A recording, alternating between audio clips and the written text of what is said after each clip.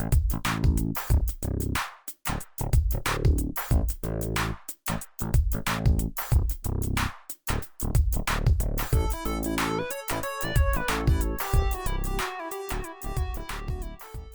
guys, welcome back for your weekly updates. And as usual, I'm going to be looking at the Bitcoin BTC versus USD. I'm using the Bitstamp charts, and I'm going to go over all the time frames. So I'm going to start with the monthly candles as usual.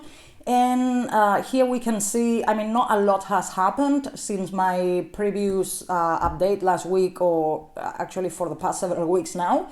But something to note this week is that we are clearly below the 20-month moving average, and we are rejecting from it. So we are in a clear downtrend.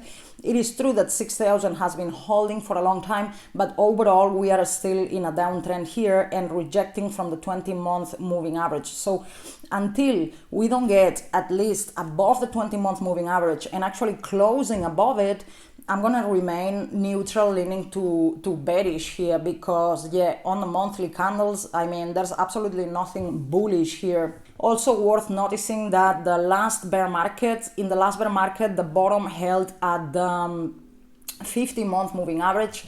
So it's a possibility we go down there, you know, in the medium to longer term.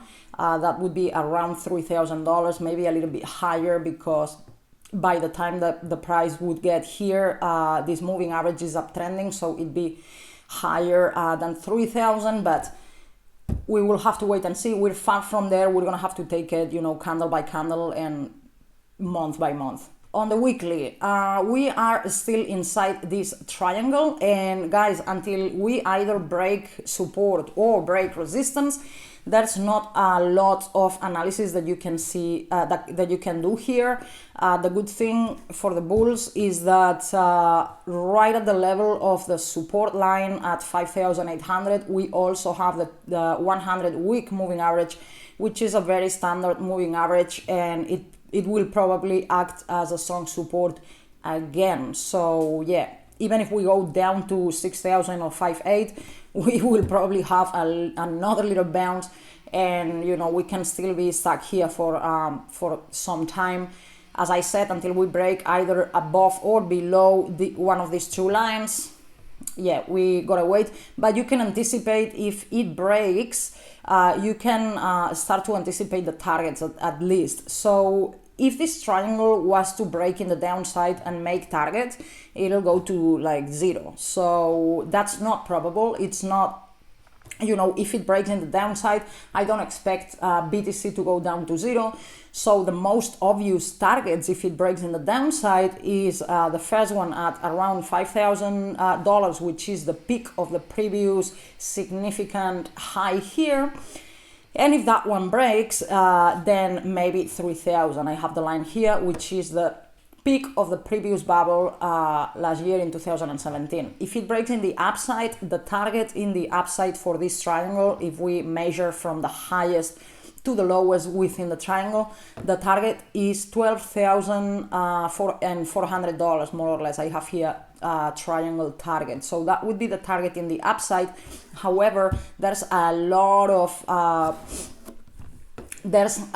levels of resistance here. The most obvious ones are going to be you know, the previous significant highs. So the first one is at 7,500, the second one is at 8,500, and the third one is at around $10,000. So if it was to break in the upside, the strongest of all these resistance level, I would say, is going to be 8,500, because it's not only very significant high, it is also the level of the 50-week moving average. So that would be double very, very strong resistance.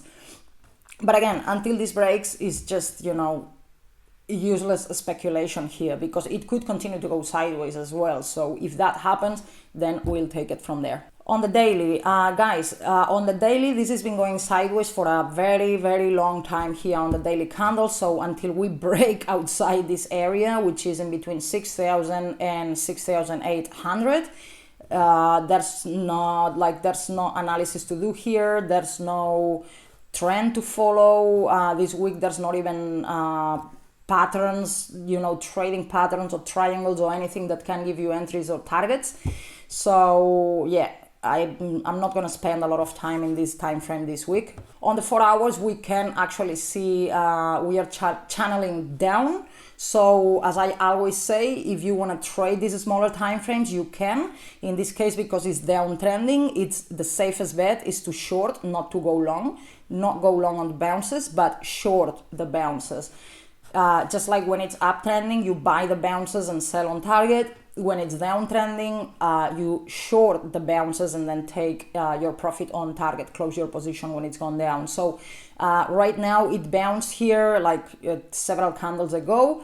So now you would be waiting for the price to touch resistance at some point and then short from there. But right now it's kind of like in the middle of the channel, so it's waiting time.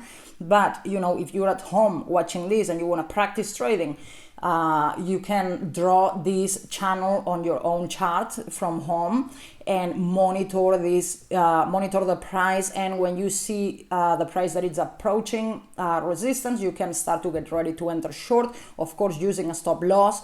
Especially in this part of the markets, it's very, very difficult to trade these parts of the markets because in bigger time frames we don't have a trend, it's just going sideways. So it can do anything anytime.